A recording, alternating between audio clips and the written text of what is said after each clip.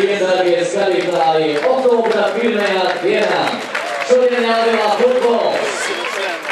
Mājinieki FK Jelgava uzņem Daugavpils komandu Daugavā.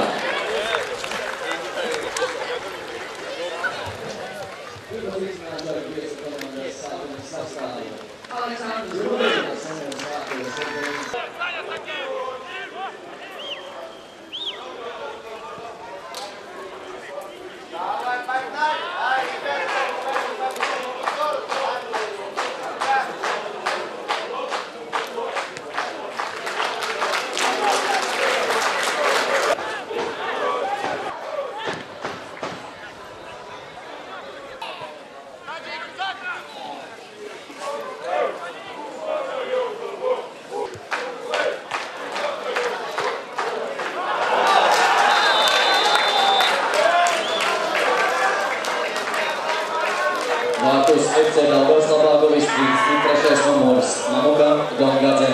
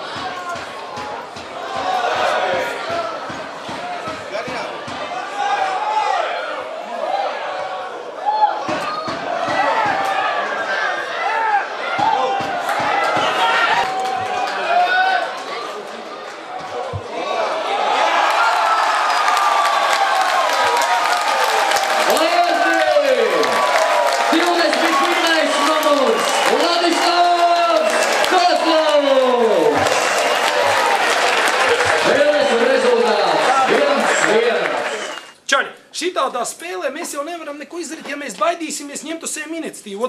Ot jāspēlē tā kā Vlads, tā kā Roma, tā kā Klimovs. Iet uz priekšu droši spēlē, nebaidās kļūdīties, un tad jau viņiem ir problēma. Nu, visiem tā ir jāspēlē.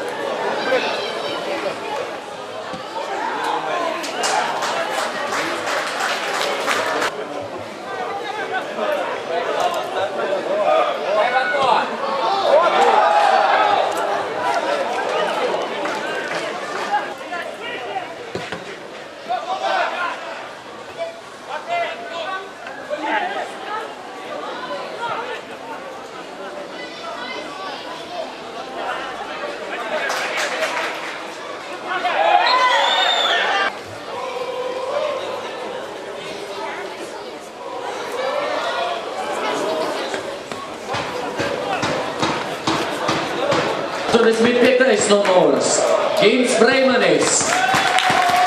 Laukumā dodās 32. numurs Boris Bogdaškins.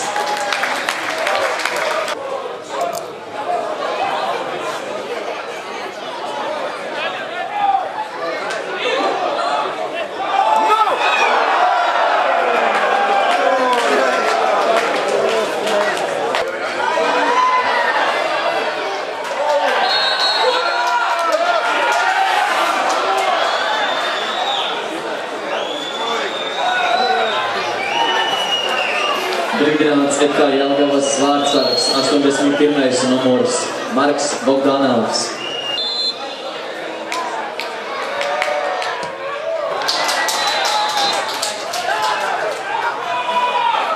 Vārtus FC Daugavas Labāgovis 33. numurs Mamuka Gongadze.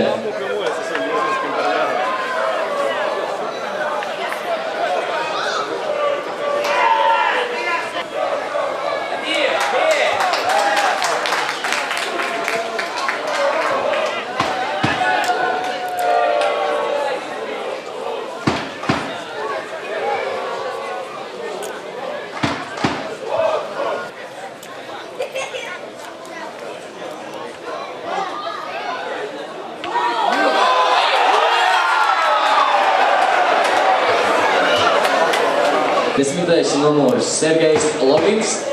Laukumā dodās 26. numurs Vladimirs Žabaronkovs.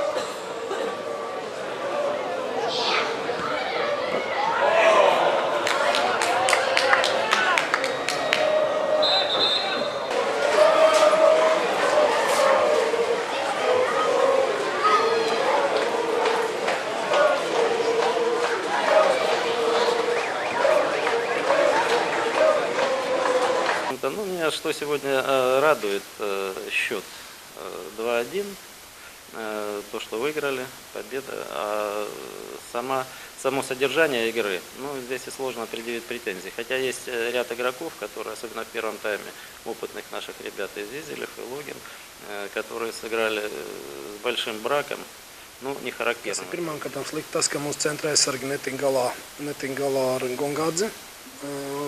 Pirmie vārti tādā ziņā bija ļoti raksturīgi, ka viņam ļāva brīvi izrīkoties un ļoti skaists vārds bez īpaši pretestības, kad spēlētājs bija blakus mūsu spēlētājs aizsardzības. Otrs moments, kas ir noteikti ir arī tas, ka otrajā puslaikā, kad bija puslaika pirmajā daļā, kad mums izdevās pietiekami labi pretspēle un pietiekami daudz iespējas izveidot labas ātrus pretuzbrukumus, nu, pietrūka precizitātes un pietrūka, teiksim, pēdējās labas kvalitatīvas piespēles, lai izvirzītu uzbrucēju, teiksim, tādā pietiekami labā, 100% vārdu gūšanas epizodē.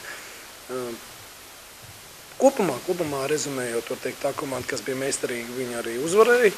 Mums pietrūka gan individuālās meistarības, gan arī tādā momentā, kad mēs ielaidām otros vārdus, principā jau vairāk tāda bija, nu, pietiekami haotiska spēle ar garajām piespēlēm, cerībā uz to, ka tur izdosies mums aizķerties, dabūt atlecošās otrās bumbas un uzsist pa vārtiem. Un bija vairāk momenti gan pēc stūrsitieniem, gan pēc autiemetieniem tālajiem, kur šādas iespējas sodu laukumā bija, bet, nu, pietrūka vajadzīgā vietā, vajadzīgā spēlētāja, lai pielikt punktu uzbrukumiem. Bet kopumā var teikt, ka spēles iznākums ir likumsakarīgs un uzvarēja tā komanda, kas nospēlēja kvalitatīvāk.